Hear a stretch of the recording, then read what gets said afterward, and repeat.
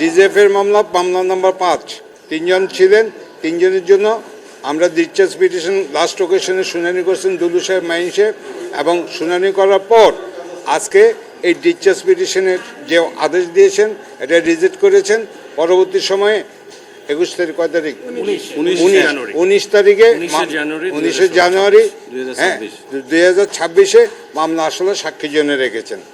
আর এমতো অবস্থায় যে দুলু সাহেবের একটা জিনিস ছিল, এখানে একটা রিভিউ পিটিশন, আবারও বলে একটা রিভিউ পিটিশন সাবমিট করবেন, এটা কোর্টের নোটিশে দিয়েছেন। আর অন্যদিকে আজকে একটা চমৎকার জিনিস হয়েছে, যখন রিড আউট করতেছিলেন লর্ডশিপ, তখন কিন্তু ওইটা বাংলা, তারা যাতে বুঝে যেটা আইনে আছে আইনসঙ্গতভাবে বাংলা রিড আউট করেছেন। ওনারা তারা বুঝছেন কিনা এবং বুঝছেন ওইভাবে ওনারা প্লিড করছেন নট গিলটি। ওনারা বিচার চাইছেন পরবর্তী তারিখ সাক্ষীর জন্য। ইনশাল্লাহ আগামী তারিখে সাক্ষী ম্যাজিস্ট্রেট হবে।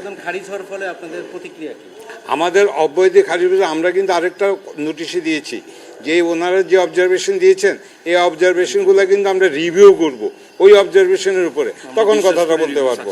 আমরা আশা করি যে রিভিউটা আমরা সাকসেসফুল হব। মানে হলো আমরা এই ডিসচার্জ পিটিশন যে ডিসপোজালের আদেশ দিয়েছেন, আমরা এই আদেশে যেহেতু রিভিউ করার সিদ্ধান্ত নিয়েছি, আপাতত আমরা এই আদেশের এগেনস্টে একটু এগ্রিভড, এবং আমরা আদেশের সার্টিফাইড কপি পাওয়ার পর সার্টিফাইড কপিতে যে ফাইন্ডিংসগুলো থাকবে সেগুলো আমরা বিবেচনা করে এই রিভিউ পিটিশনে আমরা নতুন গ্রাউন্ড সহ যথাযথ রিভিউ পিটিশন দাখিল করে আবার শুনানি করব within the stipulated time as has been given in the statute. এবং আমরা বিশ্বাস করি এই তিনজনের পক্ষে, হ্যাঁ আমরা তিনজনের পক্ষে, তিনজন যারা আপনার কাছ থেকে সেটা হচ্ছে এজলাসে যখন জিজ্ঞাসা করা হয় অভিযোগ পড়ে শোনানোর পর ওনারা তিনজনই একই ধরনের বক্তব্য দিচ্ছেন, সে বক্তব্যটা যদি আপনি একটু বলতেন।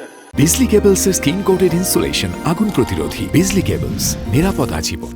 ওনাদের বক্তব্য হচ্ছে যে এটা নিয়ম, এটা হচ্ছে আইনের নিয়মে পরিষ্কারভাবে বলা আছে অত তারিখ থেকে অত তারিখ পর্যন্ত এই যে ভিকটিমগুলো আপনার ডিটেনশনে ছিল।